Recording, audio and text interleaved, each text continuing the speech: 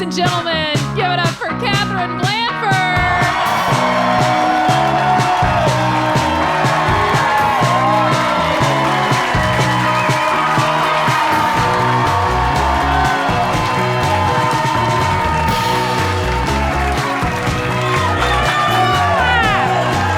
Houston, Texas!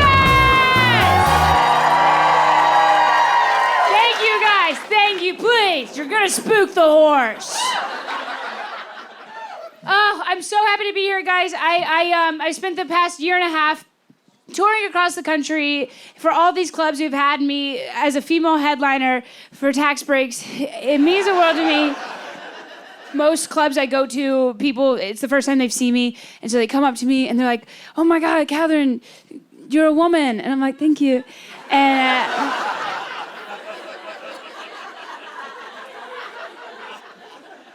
and then they go, "And you do comedy." And I'm like, "For that, I do apologize."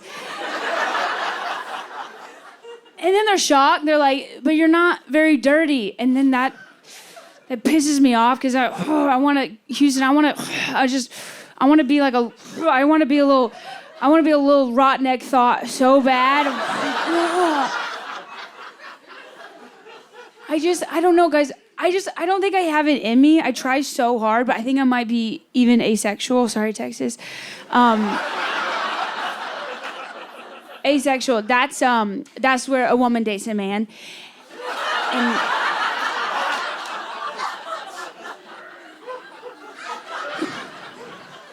because, y'all, seriously, even my dirty talk with my boyfriend, I'm like, "Hey, you better hurry up with this nonsense." This is when I figured it out. I was doing a club in Connecticut. That's where your grandparents live. And after my show, this manager, he came up to me and he goes, "Katherine, will you stay for our late Saturday show?" Because every late Saturday, we have male dancers that come in. And, oh, sorry. You guys don't know what that is. Texas, sorry. I only do shows for Christians. Okay, male dancers, what is that? Your President McConaughey, he starred in a movie about it.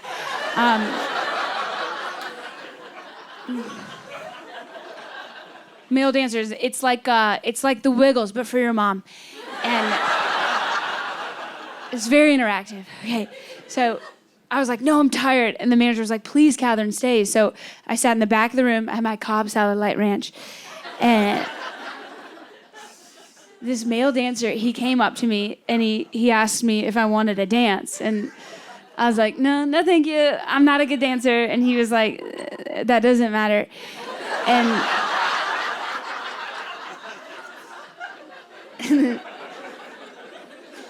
And then he tried again. This is what he did. He came up behind me and he purred in the back of my ear.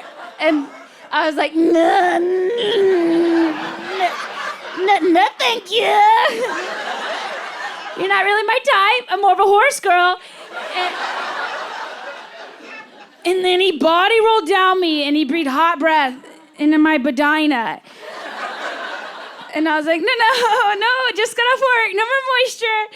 And, but thanks for the UTI risk. Thank God my salad has cranberries.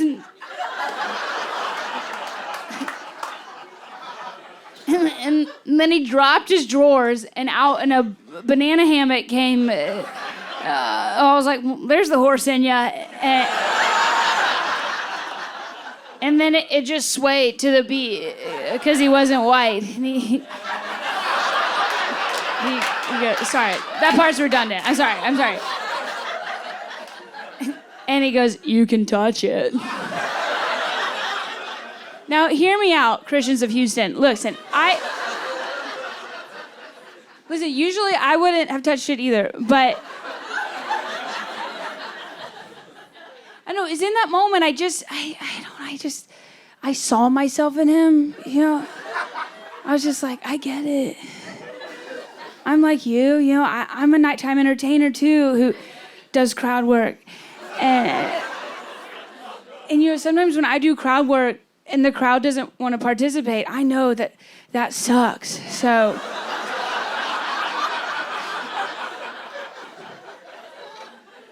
So, out of respect for my fellow artists, when he said, you can touch it, I just yes and him. And this is what I did, y'all. This is what I did. I go, okay, here I come. And I just grabbed my 2 front pinchers and I just went.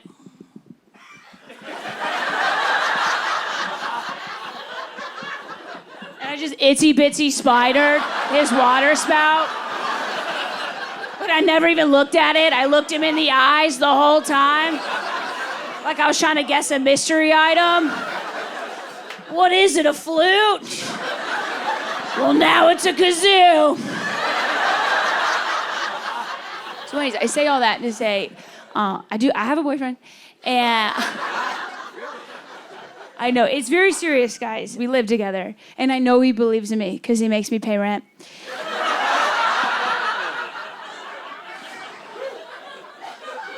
I haven't been promoted yet, that's proposed to, sorry.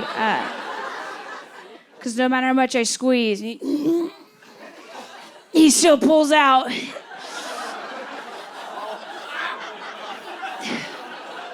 And that's not a dirty joke, Houston. That's a clean joke. My Catholic grandmother told me that. She said, honey, when you find a good one, you hang on to him. And she was so good at it. She had 10 kids. She was so much more athletic than me. She always stuck the landing. I don't know. My friends are, I don't know, I think they're more athletic than me too. They're all getting promoted. I've been a bridesmaid 14 times, guys. And I know, I had to go on these bachelorettes. I'm so poor. Is there one right now? This is a weird time. This is a weird thing to do on your bachelorette. Is it a second marriage?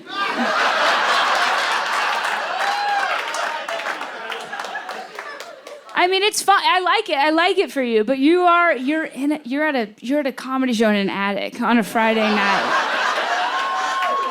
It just kind of feels like you're like, we spent a lot on the first one. Maybe we scale it back. Maybe instead of strippers, we listen to a woman talk for an hour. And that's sad, you know. But maybe you'll nail it on the third one. Sorry, I did mess that up. I'm sorry. I know we're not supposed to say maid anymore. I've been a bridal intern 14 times.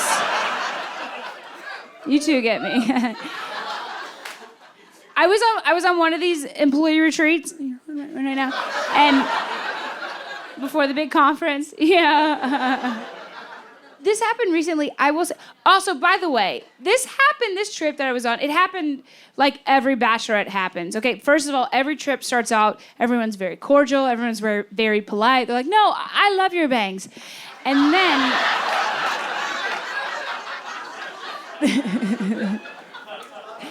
and then everybody gets triggered after a certain point. You know, for me, it's always the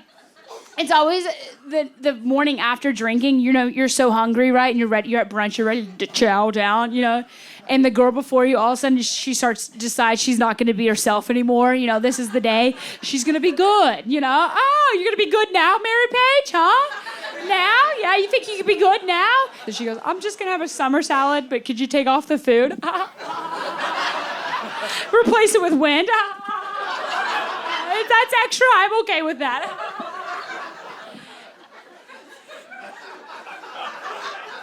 We, as women, then we get order guilt. So we all order itty bitty little salads, right? And then we all just, we all have to pretend. No,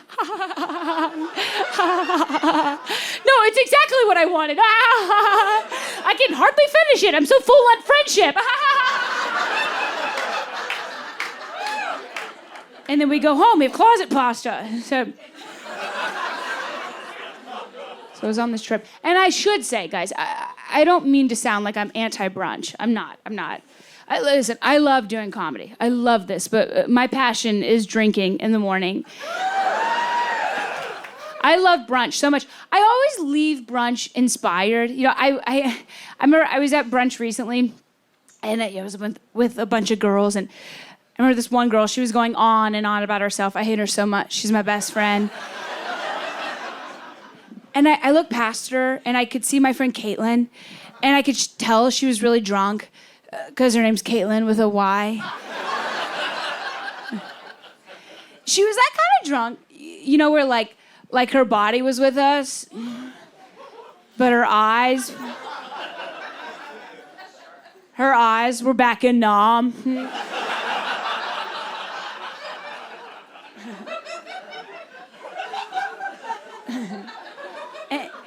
She asked me to go to the bathroom, how girlfriends ask each other to go to the bathroom, right? She leaned over, she was like, hey, would you, and she puked in her hands. I was like, well, I have to pee too, how'd you know? So we high-fived, and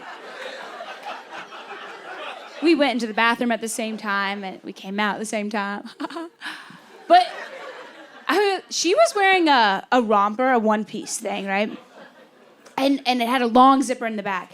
And y'all know, if you've ever had a long zipper in the back, to get it up by yourself, two-handed job, right? One hand holds the fabric secure, other one zips it up. But here's the thing. Caitlin didn't have two free hands. She was holding a drink on one of her hands. But was Caitlin going to put that drink down? Was she going to hand it to me? No, you're right. She doesn't trust anybody, How could she? She's been drafted before.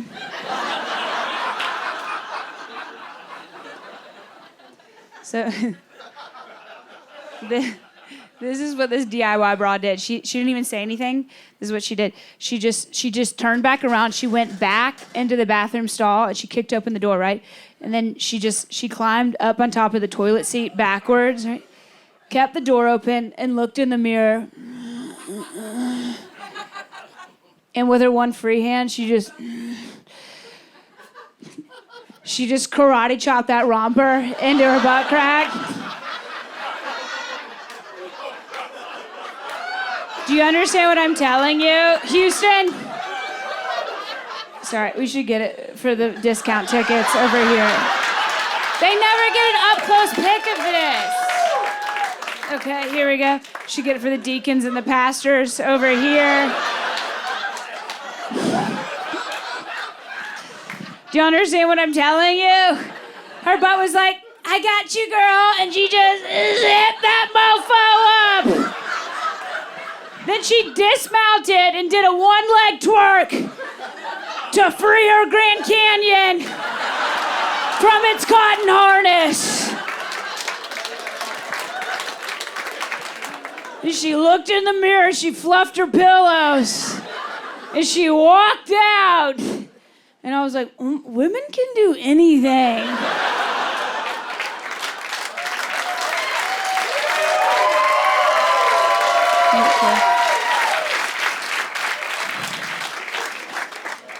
Sorry, okay, so I love brunch. Okay, I was triggered this day, all right? So later on this trip, we're at this party cove. There's a lot of boats there. Everyone has rented out their own boat. We're at the beach. Remember your first one? And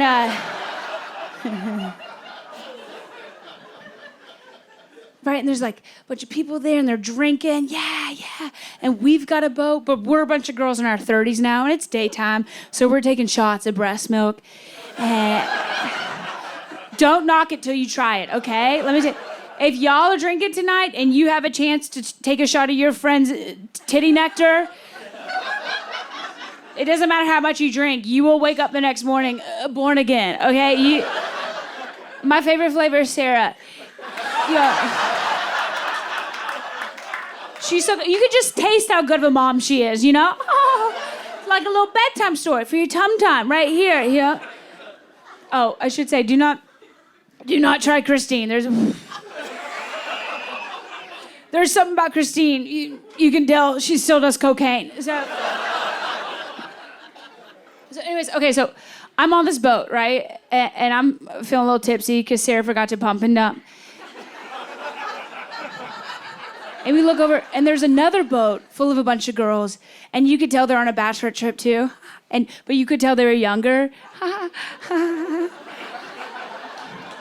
Because they're in their bikinis.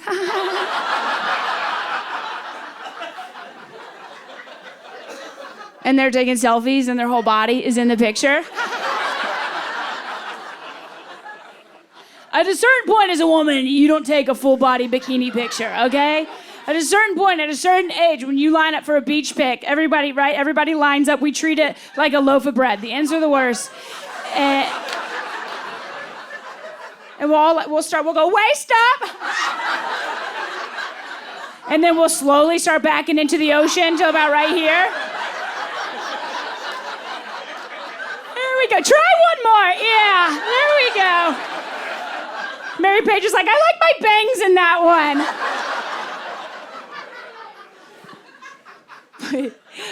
But these girls, they're much younger, okay? And this was insane. They had this giant raft, and they like started wrestling each other on this raft, right? Trying to knock each other off till one girl's left, and then that girl got to be the bride.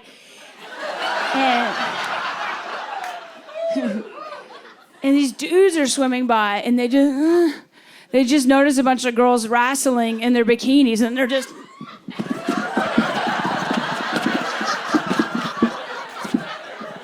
Short-circuiting, right?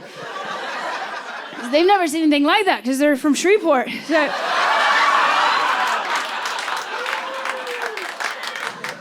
They've only seen their moms do that. One guy can't even handle it. He's like, oh my God. He's like, this is like Girls Gone Wild. He's like, take your tops off.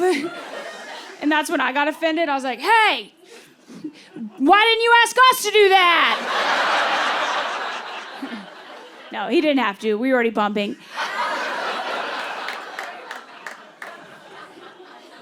And then he heard me, so he noticed us. Then he clocked that there was 2 bachelorette groups. So he goes, hey,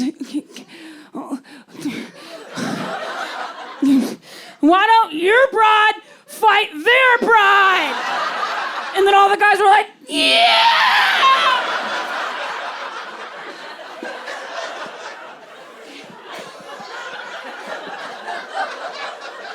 And then the water got all cloudy. I'm like, what is that? Oh my God. It tastes like Christine.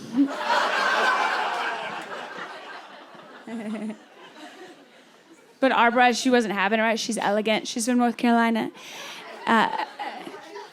She goes, no. She goes, I won't fight.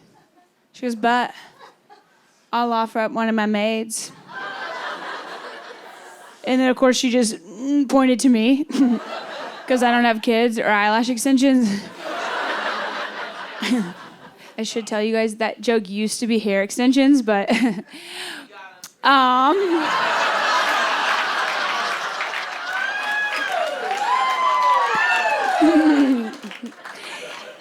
whatever. So I was like, God, I don't want to do this. I'm in my 30s now, but you're a bridal intern, so you gotta do what the boss says. So I just had to get on this raft and just Mortal Kombat square up, just across from this 20-year-old feral cat. He's just this scrawny Rachel, foaming White Claw at the mouth. I'm a marketing major. My phone's dead. Do you have a charger? Sorry, I'm a Leo.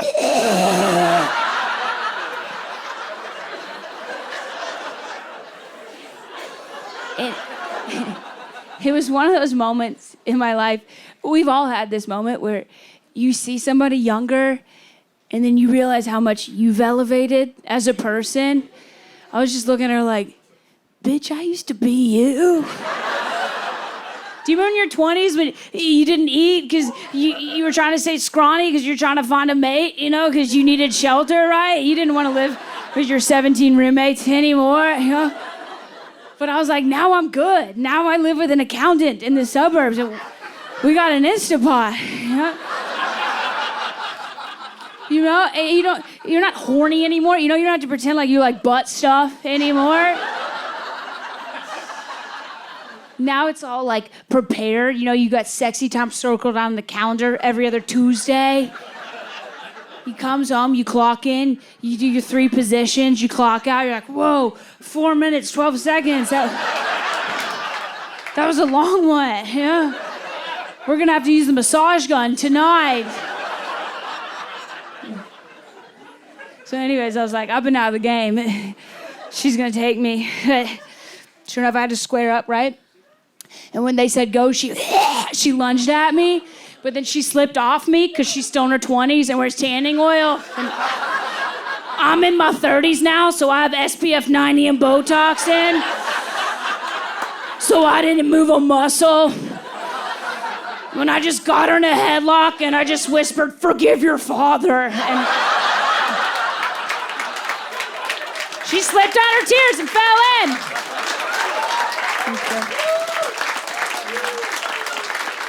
I don't know. Maybe I grew up a little bit sheltered. I think I was one of those kids that played by myself. I had a big imagination. I grew up in Kentucky. I was around horses. I always wanted to be like a cowgirl, right? But my cousins always made fun of me because they were a lot more country than me. They said I was a city kid because I grew up on a cul-de-sac. And I will say, though, we had different childhoods. Okay, the biggest difference between a country kid and a city kid is the country kids, they grow up with farm animals, right? And they're a lot more exposed to the circle of life. Like city kids were a lot more sheltered. You know, when we have a pet, we put a little, we'll put a little sweater on them. Oh, isn't that cute? Oh. And country kids, they put butter on theirs. And they eat it, okay? Country kids, they see death before breakfast. And then they have that death for breakfast. I remember even recently, I went to my cousin's farm that she's raising her 3 kids on, and I was talking to Knox, that's her oldest kid. He's 6. He's telling me how he's helping his daddy with the baby calves. And I was like, well, that's so cool, Knox. What are you doing? You help him feed bottles? And he goes, no, I gotta throw rocks at the buzzards.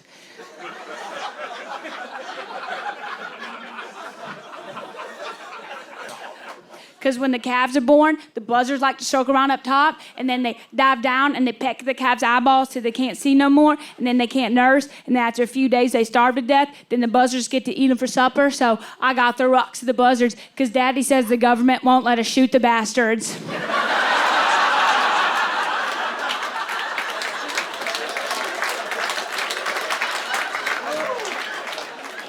I was like, yeah, I get it. No, I did the same thing, man. When I was your age, I had to feed my gerbil, so.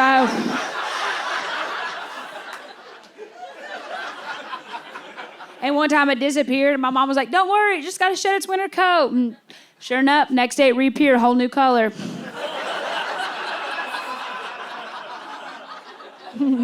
I had this like little brown boy gerbil. Next day, white girl rabbit. What's up?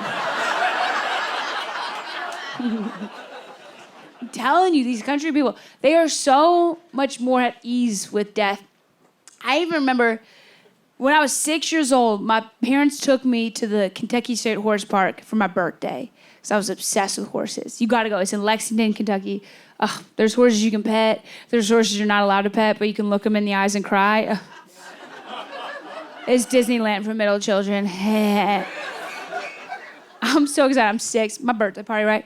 I'm standing outside the front of the park, and I'm looking at a statue of a famous racehorse named Man o' War. When all of a sudden this hillbilly fairy shows up out of a tobacco cloud. He looks like Tinker Bill, and he leans over and he goes, "Oh, Man o' War down there." And I was like, "Whoa." What? And he goes, "Oh, Man o' War down there." And I was like, "Oh, I'm sorry, I have a boyfriend." And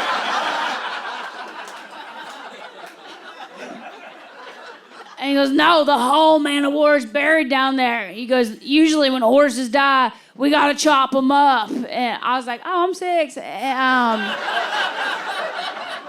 know I'm a big kid now, but this is day 1, so that's a lot to take in." And he just doubles down. He goes, "Usually we cut out the heart and the hooves and just bury that. Represent spirit and the speed." And I was like, "Oh, did my mom hire you for the party?"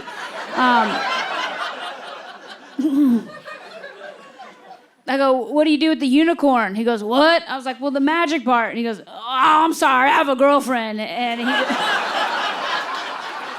the thing my country family is most proud about me for is not selling out theaters.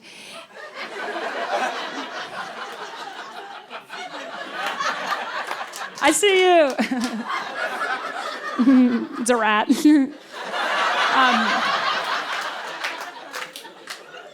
My demo. Don't get the ceiling in this shot.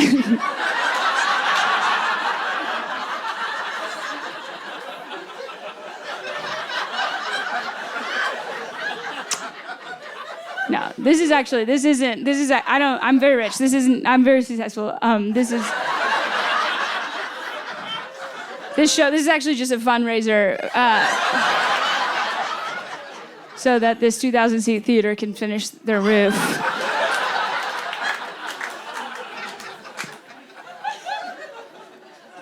It's because I get to go across the country and open up for David Spade as his body double.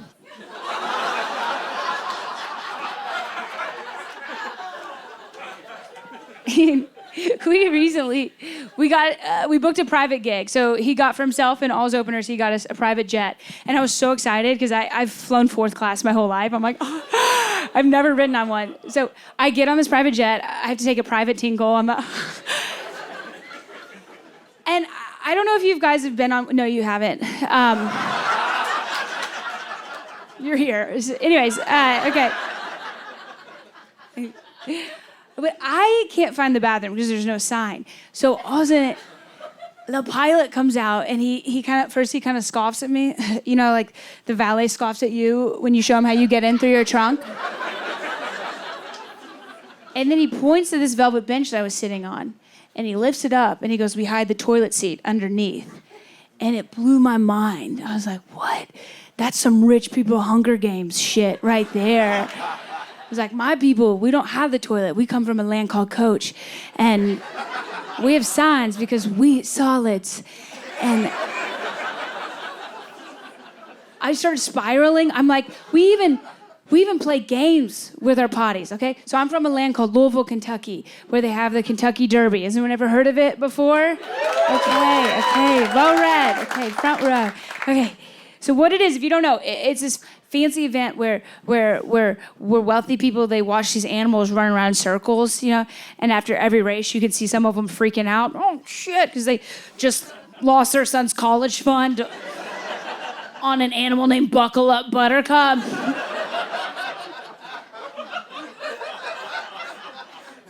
But at the Derby, they don't let us hillbillies in the stand. They corral us in the infield, right? So we're there watching the horses race, and we get FOMO. We're like, oh, I want to do that. Hold my moonshine. And so we have ourselves something called porta potty racing, okay? Do y'all know what porta potties are? I want to make sure. Okay. You never know. My tickets are expensive, so, you know. Okay, so what porta potty racing is, if you don't know, porta potties, they're, I just remember the first time I saw a porta potty, I didn't know what it was. I just saw people like lined up and they were so excited to get inside, you know? They were like, oh my, hurry up! And I was like, oh my, what is in there? 'Cause I grew up very Catholic, so I thought they were little confessionals. Because people they looked so worried before they got in, you know, and then they got out, they were so relieved. So okay, so porta potty racing, what you do is you find a line of these guys, okay? That's a God-made landmark. You can read about it in Genesis. And and you go up to the first one in the line, and you ask a man to help you up to the very tip top of it. And he always does, because you have a sundress on.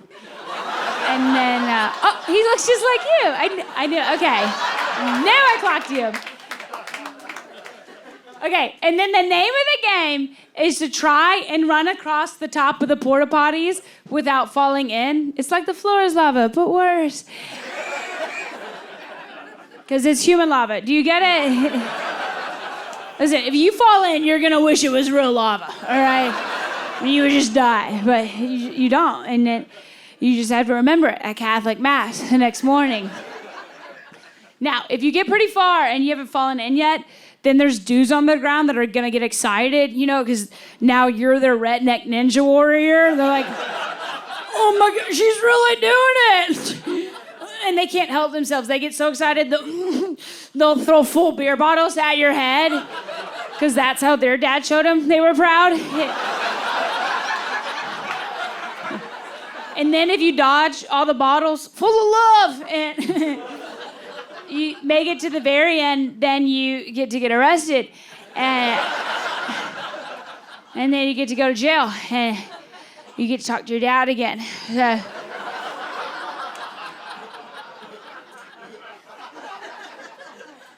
Anyways, I said all that to the pilot. And he was like, you belong on Frontier. It has been a wild adventure this year, like touring, and it's been crazy. I will say, like, I'm a different person now. Like I've gone everywhere, and I know I kind of seem like one of you, but I'm not. I know I seem like, oh yeah, I grew up around country people, and I did, but I'm just different than you guys now, and I feel like it's probably where I'm gonna lose you. You're like, I like her because she's relatable, but I'm so rich now. No, I have so much money, and I'm about to brag on it for a second, and I know we shouldn't talk numbers, but I just bought a brand new 2013 Mazda. Yeah, maybe some of you work hard, you can afford one too, okay? Can I tell you guys? When I went to go look at the car, first time ever looking at a car, I'm looking at it, there's another adult couple my age looking to buy it. I'm like, oh, good for them, they've made it too. But they tell me they're thinking about buying it for their teenage daughter, and I'm like, oh, okay. That just got embarrassing, yeah. I was like, grow up, buy your own car. So I tried to deter the dad from buying it, but I was honest with him. I go, listen, you don't want to buy this Mazda for your teenage daughter. I go, I had a Mazda when I was growing up, and there's a lot of room in the back.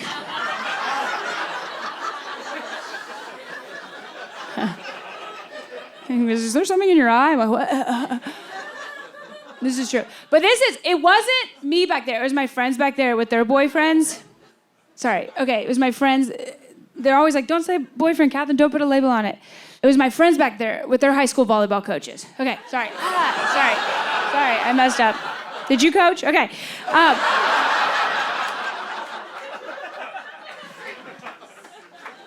And my friends, they were cool in high school. I wasn't that cool, but they would have me hang around because whenever they hooked up, they needed somebody on lookout, and I was available. And then they figured out they could just hook up in the back of my car while I drove around, because there's the girls in high school that got around, and then there's just the girl that got them around. So it's fine, I do comedy now.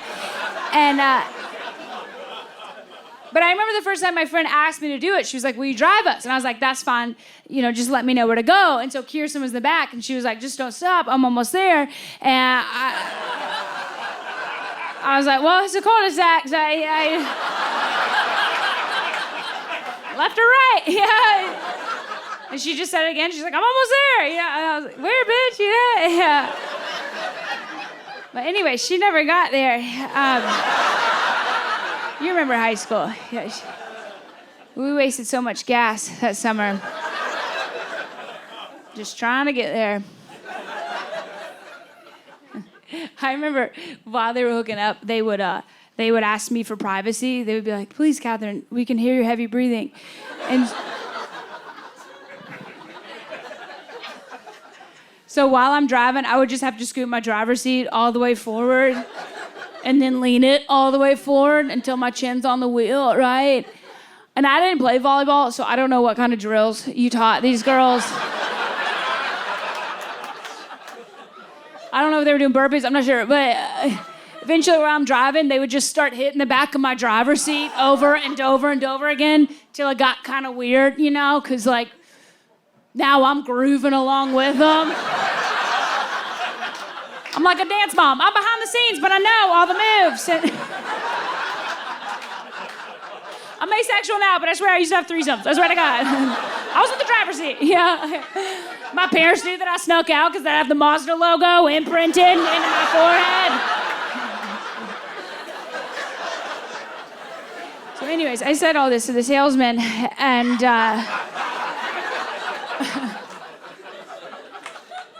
would you believe it? He showed me. You guys are not even the 2013. It has something called a back it up camera, and I was like, they can watch now? I was like, well, no. Kids these days, you know. I did not need the visuals. The neck pain was enough. My friends are so much, more sexual than me. So they're even getting married twice. And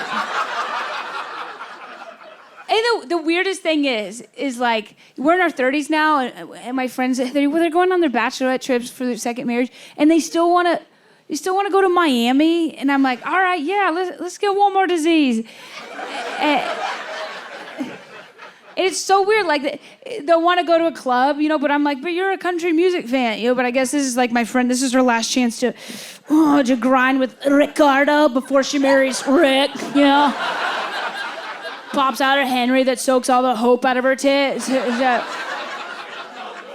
I get it. So this is what'll happen, right? We have to now get into the club. This is our bride. This is her last dying wish before her next marriage. And so we can't risk, standing in line all night and then maybe not getting to the club. One of the bridesmaids should be like, don't worry, guys, I got you.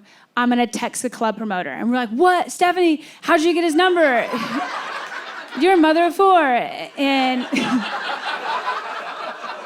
she's like, shut up, I manifested it. And then she'll text him and she'll be like, hey, Ricardo, I'm with a bunch of hot girls. We want to get into your club tonight for VIP, which means you skip the line, you get VIP service, right? And then he'll text back and he'll be like, You can't see him, but you know what I mean? You can like hear a crunch through the phone. You're like, what? Why is there a Doritos bag in your crotch? And he'll be like, I might have one VIP spot left. Send me a picture. And what he wants a picture of the group, right? To make sure his VIP spot's looking right, looking tight, And we know that too. So we know we got to deliver in this picture. But here's the sticky situation, Houston.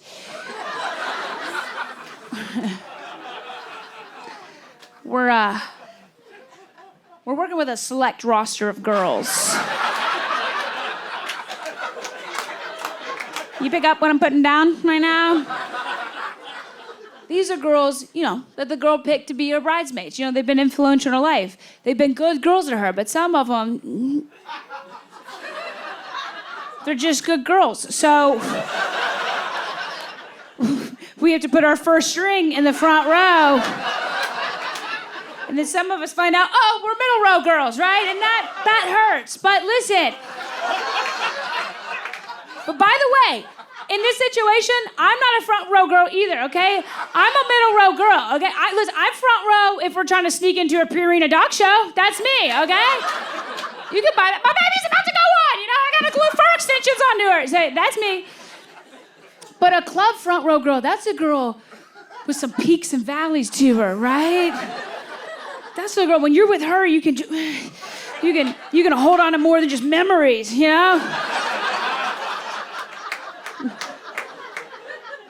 So those girls, they got to play offense, right? Make sure their personalities shine. And then us middle row girls, now we got to play defense, and we got to box out that one girl into the shadows. Because listen, Rebecca, your big heart, it's not going to get us into the club tonight, okay? But she doesn't realize it, though, because in Huntsville, Alabama, she's an 11, but in Miami, she's a bouncer.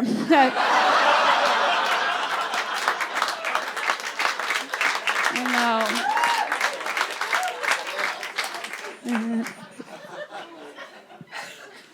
I'm not that great in a club either. Listen, again, like I said, I love doing comedy, but my dream was to be an exotic dancer. But I realized that dream had to be squashed early on. I remember even my first dance with boys, right? I realized I can't really twerk. You know, when I twerk, it feels like it feels violent. You know, it feels like I'm trying to stab you with my whole body. I remember my first dance with boys. It was a middle school mixer. I was ready. I was like, these boys, they're not ready for these double A's. I'm about to rev them up. And then I got there and I realized all the cool girls were wearing something different than me. They all had on some like Abercrombie and Fitch. They had a little 10-point buck, right? That little right here. I didn't have that on. What I had on, if my mom was gonna splurge, she'd take her Kohl's cash. And she'd give me some like knockoff American Eagle. You know what that is? Like I had a little eagle right here, but if you look closely, there was a squirrel and its talons. So I'm at this dance. I'm in my dead squirrel shirt, and there's a DJ there, right? And he starts playing Lil Jon. That's rap music, Texas. He's like Mumford and Sons, but faster. You know, Lumineers has that song that's like, hey, ho. Rap music's like, hey, ho. So it's different, but the same. So DJ, he starts playing Lil Jon, right? And then all the cool girls and their Abercrombie and Fitch, they rush the dance floor and they start twerking, but very stiff because we were white Catholics. So just picture a litter of scared golden retriever puppies out there. More bones than meat, you know? More clanking than clapping. And I've never seen twerking before in my life. Oh, this is the first time. The only other dance I'd been to before this was a father-daughter dance. They didn't have that there. I'm not from Lubbock, Texas. So. Some of you are. Some of you made it out. I'm just studying them, right? I'm watching the girls do a little mating call. Ooh, what's up? Ooh, ooh, ooh, coach. What's up, coach? Ooh. And the males will come up behind them, and then they just fit together like a little puzzle piece. And they do that little standing up night dance. You know what I mean? You've seen Animal Planet before, right? And as I'm studying them, I'm by the water fountains, right? As I'm studying them, this little bottom feeder comes up behind me, and he just... And I could taste his mom's beef stroganoff through his braces. And I was like, I think I'm gonna give it to him. I think I'm about to lose my virginity.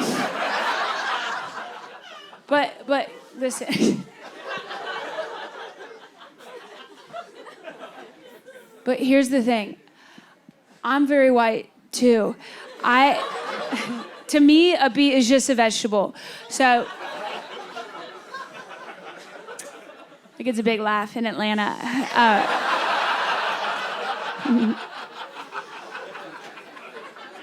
I feel like some of you are like, what else is it?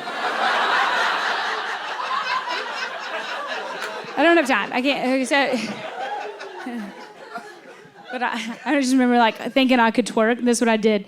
I shimmied on up to this young gentleman, and then this is what I did with my body. I just mimed the words with my body. I just went to the window, and I just did a tight little square, and then to the wall, and I got real stiff. And then the whole time that boy's pelvis just had a hard time guessing where I was headed to next. Until eventually he had to detach so he could puke from motion sickness. And that is that young man's coming out story. Thank you. Thank you. Thank you, Houston, Texas. Thank you.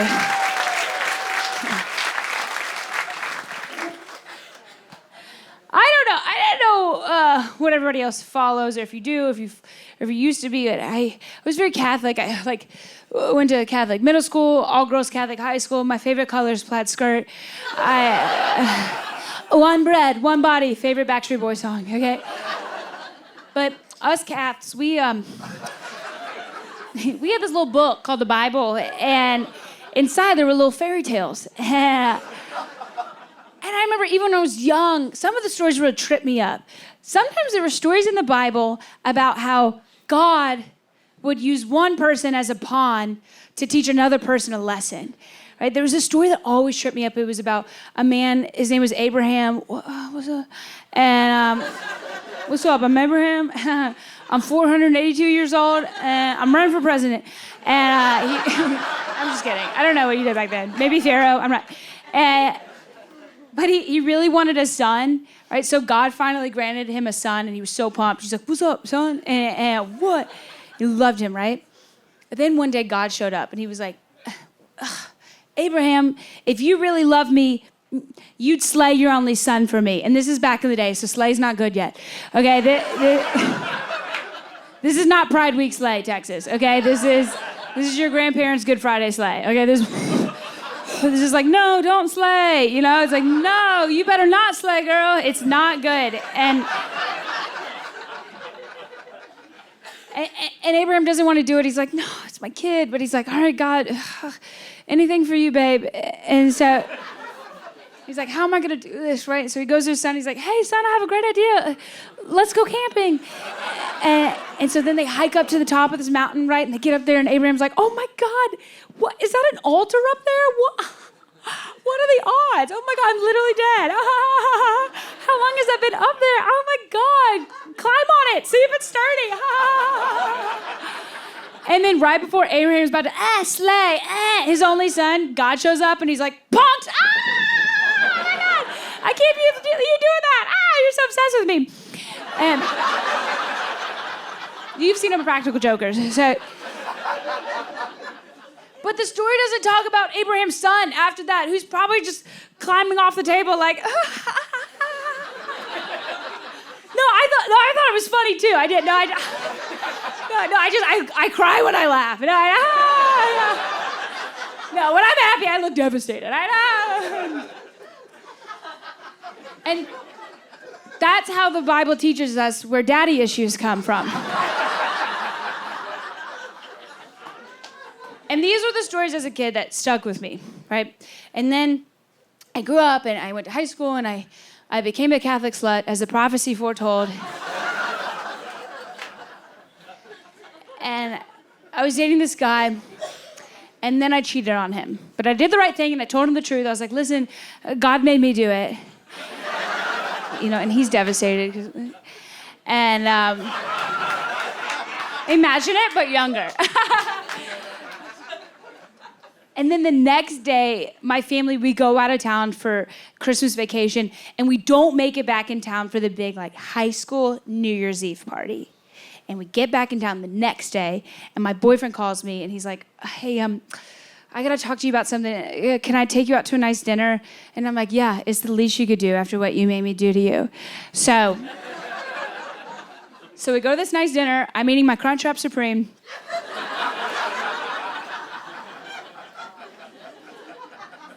And he goes, listen, I gotta tell you something. He goes, things got crazy at the party last night. He was like, I was so upset about what happened with you, and I ended up hooking up with Carrie's cousin.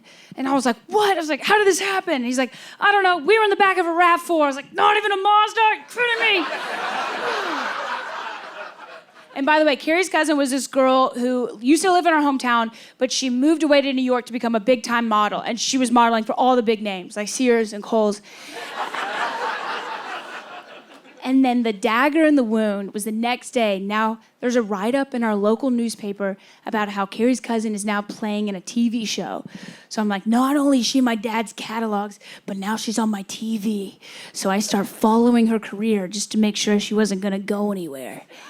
And I went far away to a land called South Carolina for college. And I would ask my friends at college, I would ask them if they knew who she was to see if she was a household name. I'd be like, do you guys know who Carrie's cousin is? And they would be like, well, we don't we don't even know who Carrie is. And I would be like, yes, that's right, 1 point for me. And then one day, my college friend, she comes up to me and she goes, Katherine, I have some hard news to tell you. She goes, do you know that girl you're obsessed with? And I go, no. I don't know what you're talking about. She goes, the Whirlpool model? I was like, yeah, maybe. She goes, I think she's about to be really famous. She's about to star in this movie called Hunger Games. Yeah, so listen, Houston, listen. It's not that I don't think Jennifer Lawrence deserves the career she's had. Listen, I'm just saying, okay, maybe she's gotten to where she's gotten to because God was trying to teach me a lesson, okay? God was like, oh, you're gonna be unfaithful, Katherine? Huh? I turned water into wine. I can turn someone's cousin into a celebrity real quick, okay? I even remember what she told me. She was like, it's called Hunger Games. And I was like, okay, I've tried keto before. And she was like, no, it's gonna be really famous. She's like the hero in it. It's based off of 3 books, you know? And I was like, come on. I mean, she's the hero. She died in the first one, right? Like my Lord and Savior. He only needed 1 book. Houston, thank you guys so freaking much. I so love you guys. I love you. Thank you. This has been a dream come true. Thank you guys. Thank you. Thank you guys.